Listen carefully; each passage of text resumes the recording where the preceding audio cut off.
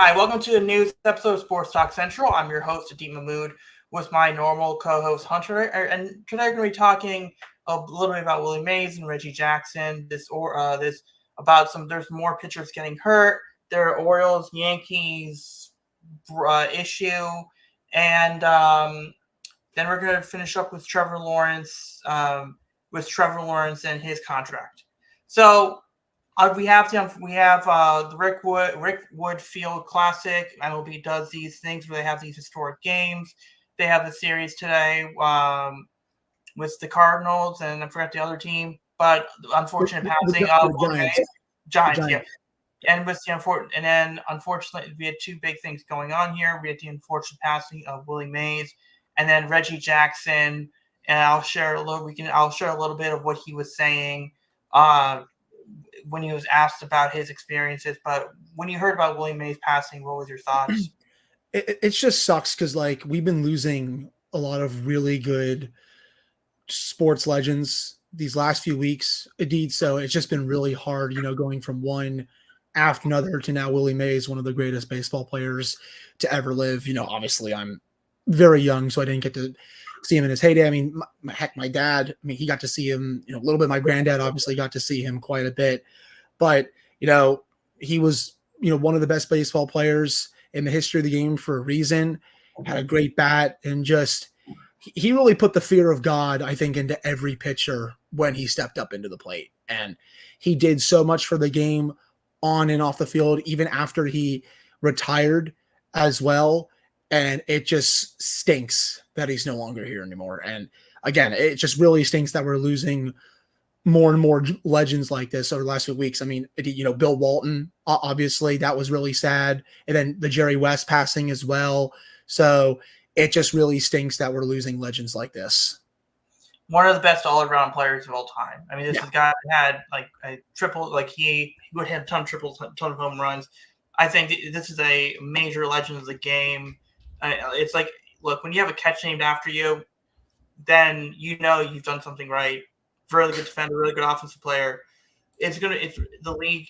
It's very rare to find someone with talent like him. And I don't think there's anyone in the major leagues that kind of fits that bill. I mean, there are guys that kind of fit parts of it, but yeah, it's gonna be. And I mean, I didn't know Willie Mays' his godson was Barry Bonds. I must have it must have been he must have known it must have been friends with his dad or Bobby Bonds, but I had no idea on that one. But it's a tragic loss. And then the other one is that Reggie Jackson. I'm going to share. That was a hell of a speech, man. It's really worth the 2+ minutes, I should say, of your time. If you haven't watched it yet, it's on social media. Actually, you can also just find it on other websites as well, of just him talking about what he went through, back when he played. And, A-Rod asked a good question. And just the answer that Jackson provided, Adit, was awesome. And as that tweet says, I like how Gary Parrish says that. The producer just let Jackson go. He went for 2+ minutes and went really deep, really dark stuff overall. And again, it's a great few minutes of your time if you haven't watched it yet. Yeah, so we're going to play a little bit here. I mean, but also it kind of reminds me a little bit of remember the movie 42 with Chadwick Boseman? And I remember how it was like, yeah, he was a great player, but it went way in depth into the racism that he had to deal with. And it was almost like he was he was doing two jobs at the same time because he had to keep his composure, which is just sad. And that's just Jackie Robinson. It was Reggie Jackson. But there's how many of these players, these are just the greatest players. There are probably average players that were far worse, that were more average players that weren't putting up these numbers, and you have to imagine they were probably getting even more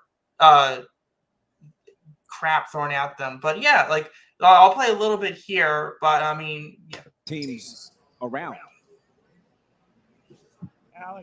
Alex, when people ask me a question like that, it's like coming back here is not easy. The racism that I played here, when I played here, the difficulty of going through different places where we traveled.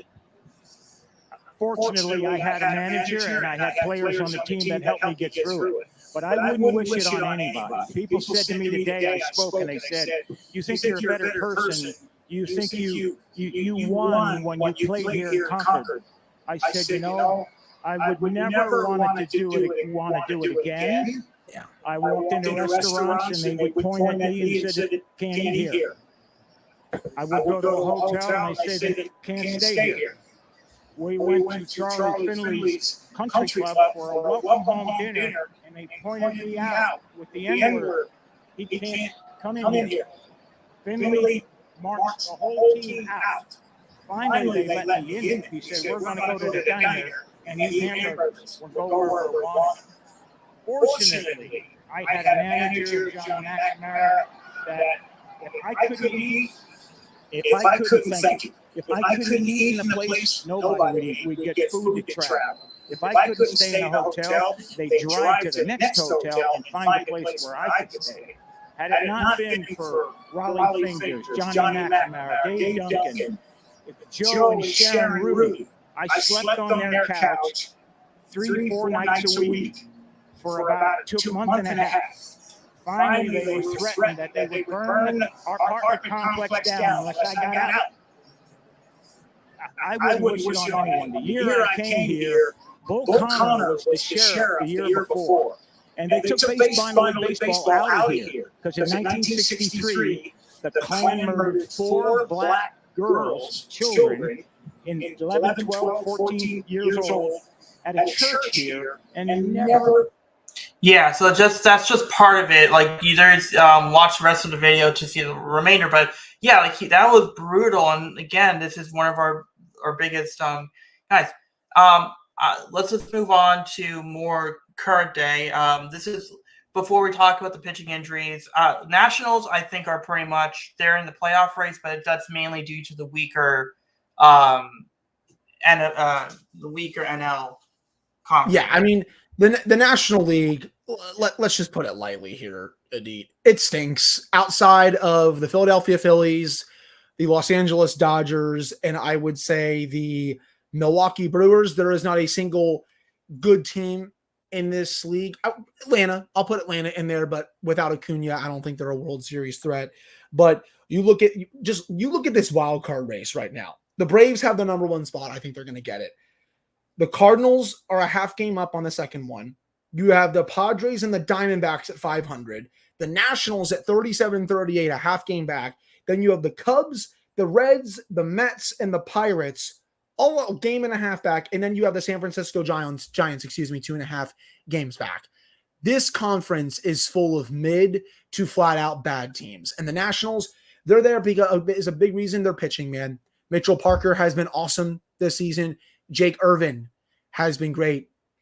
Adit, the kid that pitched last week, 13 strikeouts in just one of his first 3 starts, man.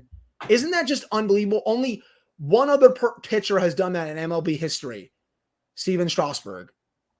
So that it's just he pitched his tail off last week. They're doing a really solid job developing the pitching overall. And that's a big reason why they're still in the playoff hunt right now. CJ Abrams, he's been a little bit banged up, but I think he's going to be fine. But they're playing fun and inspired baseball, man. They really are. And I understand the National League is not that good. And yeah, if the Nats make the playoffs, they'll probably just get bounced in the first round by the Dodgers or whoever else. I don't want them to buy at the deadline. I think they should soft sell a little bit just because they're still rebuilding. But I'll still take playoff baseball if they're able to get in. I mean, this has been a really fun season so far. Even though the 1 game below 500, it's a lot more fun than I thought it was going to be. This team has a lot of fight in them, and it's been a joy to watch these last couple of weeks. Yeah, I mean, speaking of fight, Nationals are pretty good. I think, like you said, I like their pitching. I think they have a couple more nice arms. That's a Sano kid that you got from the Juan Soto deal is someone to watch out for. I will say this, and then speaking of fight, though, the Orioles kind of got into a bit of a beanball fight with the Yankees, or it seemed like the Yankees started. So basically what happened was this. So Albert Torres throws an inside pitch at Aaron Judge and hits him in the meaty part of the hand. Now you would think, by the way that the Yankee fans reacted from that Aaron Judge was out for the year. No, let's ignore the fact that he only missed one game, but whatever. Okay. Then you get the whole thing. I don't know what the Gleyber Torres thing was. Then you had Gunnar Henderson getting brushed back by Nestor Cortez pitch, and Anthony Santander getting hit in the knees. Okay. Then you have the whole thing after the game. So I understand that guys don't like getting pitched inside, but it's part of the game. You can't expect pitchers to throw the ball in the middle of the plate. And the Orioles and Yankees have been in a big race all year. And right now, and then it seems like the Yankees have this fake tough guy routine. And maybe they feel threatened by the Orioles because the Orioles were the team that the Yankees used to beat up on. And now the Orioles are a team that's standing up to the Yankees. And they have this Napoleon's complex regarding it. And then the whole thing of, well, there's people in the Yankees who don't like the way the Orioles pitch. Let me give you a number here. This is up to today. 42. You know what that means? That is the number of times a Yankee pitcher has hit a batter. That is the most in baseball. That is insane. By the way, they've hit 9 Orioles this year. Gunnar Henderson twice. Colton Cowser twice. So I know I haven't followed this as much. They like to pitch inside is what you're saying. Oh, they like to pitch inside, but they don't seem to be very good at pitching inside. And it's their relievers. So basically, it's a little hypocritical that they did that. Now, I was super impressed with Gunnar Henderson. He gets hit in the hand. He gets hit in the back. Clearly intentional. He just drops his bat, goes to first base. He steals second. They score a run. Game goes into extras. The reason why the Yankees didn't win that second game, was because they hit Gunnar Henderson. You don't hit Gunnar Henderson, you win the game. Next inning, Colton Cowser gets hit. I don't know why. The Orioles didn't hit any Yankee in that bottom half of that inning. Whatever. Colton Cowser drops his bat, goes to first base, and then he even jokes around saying, yeah, it helps my on-base percentage. It was so refreshing to see in that third game. And I'm going to share, the Orioles do this thing where they recap the thing. I could tell you the score, but you know what? I'm going to, the Orioles, this is the part of the video that talks about that. And notice, talks to the third game. And Hunter, notice the change in music. This entertaining series just minutes away. Away we go. On a Thursday afternoon in the Bronx, it's a rocket from Gunnar Henderson, misplayed by Juan Soto. And a hard puts it in play to center for a base hit. Rinse and repeat, Ryan O'Hearn. Fly ball in the deep right field, at the wall, and gone! The Cedric Mullins show continues. Castle down to third, that's a fair ball, inside the back, headed to the left field corner. Ruxman trying to make it clean, and he is in there well ahead of the throw. It's a dream start in the Bronx. Anthony Powers one to right, at the wall, and that one's gone. Take that, bleacher creature. Trevino swings, grounder. Gunnar Henderson charges and flips it to Westberg. Westberg to first, counting 6, 4, 3. Hayes with a rocket. Austin Hayes into the Oriole bullpen. Drills one through the right side. I feel like I'm just seeing regular pitches here. That will score Mountcastle. It's officially a Bronx beatdown. Trevino into center field. This will do it. The Orioles win it by a dozen. And they are now the sole owners of the longest unbeaten streak within a division in the division. I feel like I saw a lot of like normal pitches, or am I dumb? No, you saw a lot of normal pitches. You saw a lot of Orioles hitting pitches. It was a 17-5 win. Yeah. And they left 15 guys on base. Yeah, that's a dominating win right there. That's going to be a fun race to end the season there. The Orioles and the Yankees for who wins the AL East. That's going to be interesting. And I feel like the Orioles broke the Yankees a little bit because the Yankees then proceeded to lose 8-1 to Atlanta yesterday. Right. So, but it's also like the reason I wanted to show that video and the reason why I wanted to I pointed out the music cues because that was a troll. That was trolling because sometimes they'll just play generic music. They just play circus music. Yeah. It just got to the point immediately. Let's just like the Benny Hill theme, like where they chase around like the Benny Hill theme. Yes. I was like, it was kind of like they could have done that as well.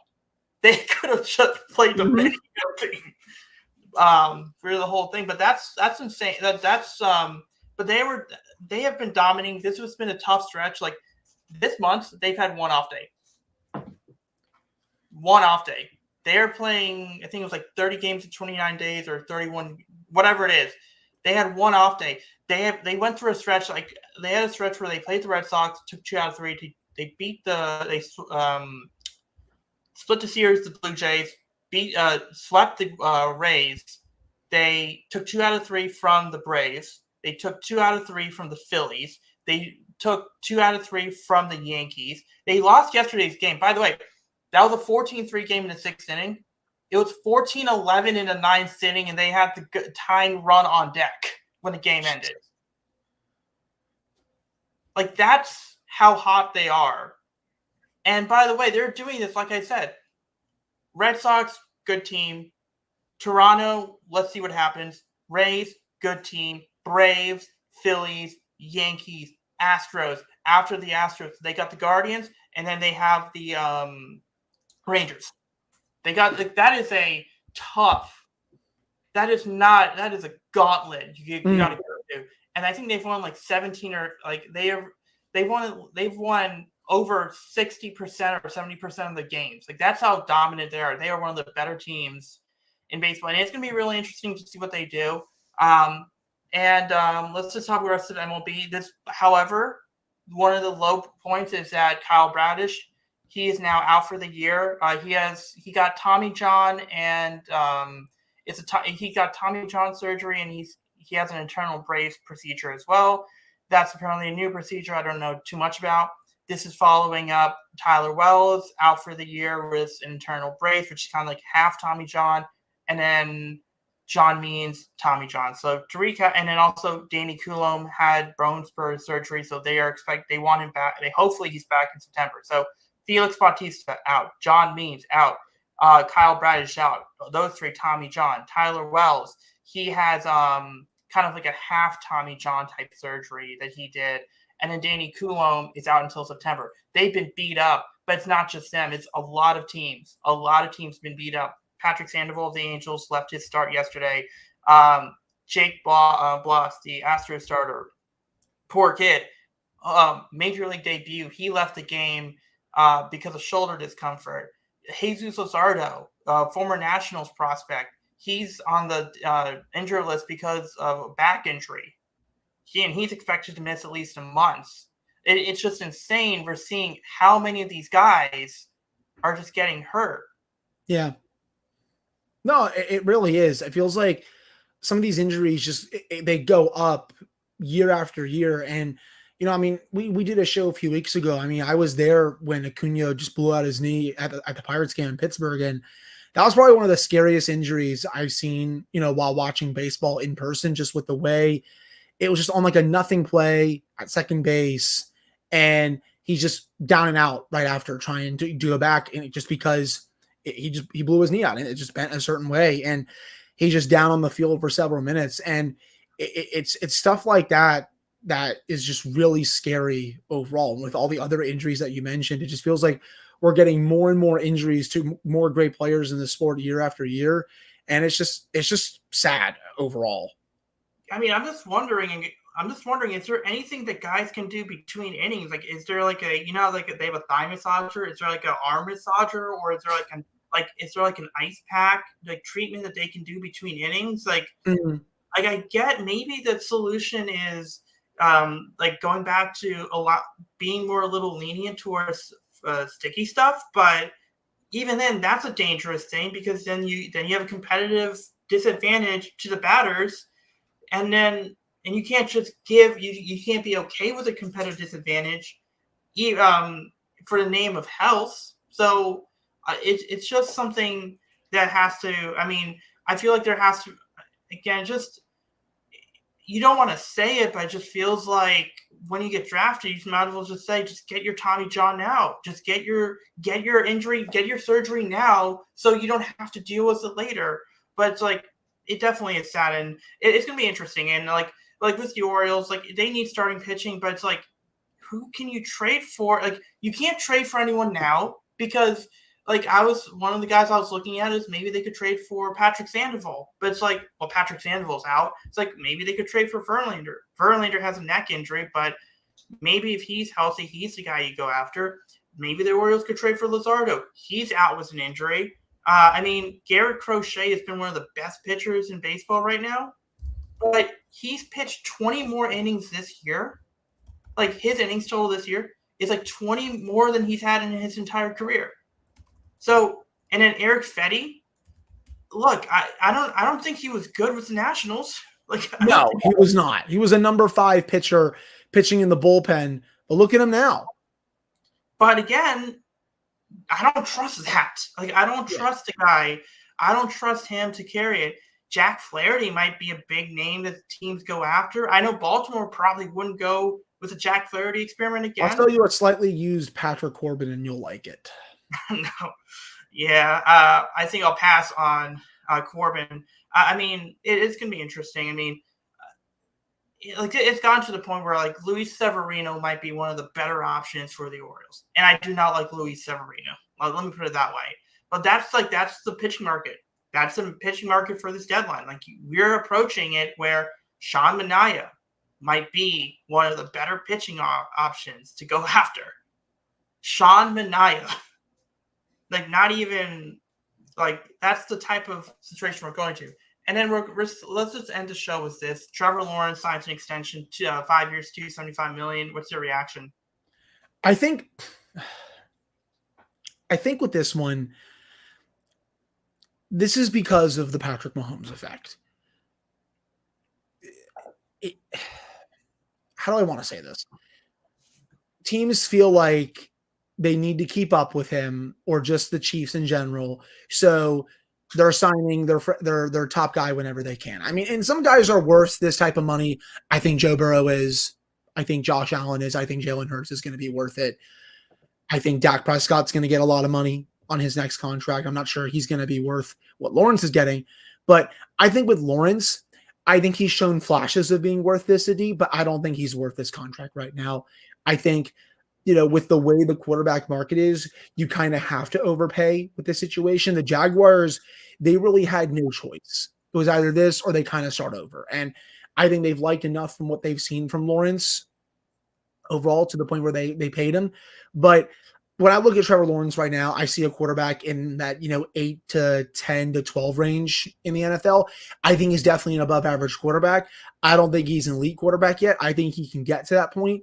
I think he's strictly a good quarterback in the NFL, but I don't think he's worth $275 million right now, even though the quarterback market is up. But that's the going rate for these types of quarterbacks right now, and I think it's only going to go up as the years go by. What did you think of the deal?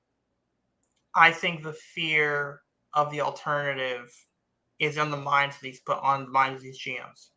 Is Trevor Lawrence in the same group as Lamar, Mahomes, Josh Allen? I don't know. Is he in the second tier? Possibly. Could you be competitive with him? Sure. But you are, as these guys are making more money, you are expecting a certain level of performance. And Trevor Lawrence, to me, is not going to be on the Patrick Mahomes, Lamar, Josh Allen, Joe Burrow tier. That's not saying anything bad because he's not. This isn't Daniel Jones where don't pay him. It's fine. The alternative is better. But you're kind of stuck in the middle with this. And I think if you're a Jaguars fan, look, contracts are going up. The contracts are going to keep going up. 2-3 years from now, when this contract is going to really impact what they can do, Trevor Lawrence might be the 7th or 8th highest paid quarterback. I think that's a fair assumption. I think so too. I mean, especially as the market continues to go up, as the salary cap continues to go up, you get more quarterbacks in the league. I mean, what is CJ Stroud's price going to be in the next couple of years? Over 61, 62 million a year. I think 65. It's like a. I think he will be the highest paid quarterback in the league in 2 years. Stamp that right now. We can stamp it. He's going to break. He's going to break this record that Lawrence and Burrow have right now. 100%. Yeah, it just makes you. It's just like, and like the biggest winners of these contracts. I'll tell you the biggest winners of these contracts. The quarterback that signed, the team that signed the quarterback before. So, like, I think the last contract was Herbert, right? Like Justin Herbert, yeah. It's like the biggest winner of the Trevor Lawrence contract. It's the Chargers because they paid. They ultimately paid Herbert less than the Jaguars paid Lawrence, and that extra money, well, yeah, that's on the Jaguars. It's not on the Chargers. And then I think Burrow was the guy before. He was like, then it was Burrow before Herbert, and then the Bengals were the biggest winners of Herbert signing, and then the Ravens were probably the biggest winners, the biggest winner of whichever team signed the next team that signed a quarterback. And the Eagles might be the biggest winners of this deal at all. And it's not because there's any connection. It's because look at when they paid. Jalen Hurts. Yep. And then the Giants are probably the biggest losers of all of this because even though Daniel Jones isn't getting paid as much money, he's getting overpaid relative to where his skill level is. So I think it is. It does stress the point. And did you see that story about how they're pushing for a salary cap for quarterbacks only, or something, or cap, or like something was like it's something to the cap that's specifically for quarterbacks. I didn't see that. I mean, I think it would help teams though, like just for the salary cap situation in general, just because of how much franchise quarterbacks are making. Because, you look at some of these top teams that have the franchise quarterbacks, it really just, you invest so much cap space into them that you don't have some of the other money to fill in other holes on your team. That's why last couple of years, like sure, like the Steelers quarterback situation has been like very strange and very meh, but they're not paying quarterbacks that much money. So they've had money to throw around at other positions, like a Patrick Queen and stuff like that. The main reason why they've had so much more cap space compared to normal, because, they were paying Ben Roethlisberger for all those years. So, I do think it would make as well, like that helped them with Alex Highsmith. Yeah, I think it'll help him with Minka. It will help him with other guys as well. Yeah, no, it definitely will. But I do think you could see what you suggested coming in soon. And I think that would help teams just because of how pressed up against they are against the cap with these massive quarterback contracts. And also get better at scouting and get better at scouting at all offensive line and receivers. Because what's the next highest paid position after quarterback? The left tackle. If you can develop left tackle and have them there for 5 years, how much money are you saving from that? If you have receivers and you're seeing Jefferson or these other guys making $35 million a year, imagine if you're the Ravens, you're thinking Zay Flowers can give you 1,000 yards, and we're putting him on a rookie contract.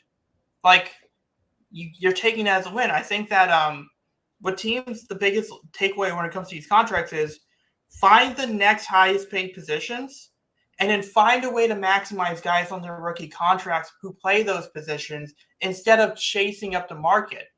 Obviously, at some point, you have to pay those guys, and you can't just keep paying them on rookie salaries, but you have to be smart and thrifty about it. And I think that's going to be the solution, because then you're going to get these front-loaded teams, and you're going to get these stop the receiver, and you can stop the rest of the way to stop their offense is stop their receiver, and you're good to go. And I think the money is going to go up. But I think as the money goes up, your scouting has to go up. Your ability to draft has to go up. You can't just rest on the laurels of draft. But yeah, it's gonna be a challenge. It should be possible. But as long as more teams don't chase that trend and try to embrace ways to do it, you know what? I think it's fine. I think it's something there. Also, just one more note with the Orioles. Jordan Westberg, two things. Jordan Westberg hit a home run today. 12 home runs, but that's not the big thing. The Orioles have hit a home run in 21 straight games. They lead the league in home runs, but they hit a home run in 21 straight games. That is incredible. And by the way, I understand they had that sweepless streak. By the way, with them going 2 out of 3 against the Yankees, the last time the Orioles have lost a series lost a series against a AL East team, April 2023. Wow. And this is the American League East. Yeah, I mean, that's hard to do. That's hard to do considering how good that division has been for, especially the last several years. They are 17 in terms of their series. They've won the last 22 series, 17 wins and 5 splits. That's crazy, man. Yeah. And you want to know who win your division. The more you win in your division, the more likely you are to be in the playoffs. And you know what? I've seen people, you can make an argument for you haven't been swept in 100-plus series. That's impressive, but it's not really that important. But this 22 straight series where you haven't lost in your division, I think that is something to be celebrated for. And right now they right now have the record. I think they were in a tie with 5 or 6 other teams. But yeah, we're gonna end a note on that. But yeah, that is basically a couple of notes I forgot to mention with the Orioles. But that's how good they've been. That's how dominant they've been. And oh yeah, by the way, they don't have Bradish. They don't have Bradish is out for the year. They have not done it with Felix Bautista. They have not done it with John Means. They get hurt, but they're still winning. I mean, they're losing now 4-1. But look, like I said, they were down 14-3 and made it a 14-11 game. So who knows what could happen there? But we should be back either next week or depending on what news comes out. But we'll see you soon. Yeah, we'll see you guys hopefully next Sunday. But if not next Sunday, the week after. All right.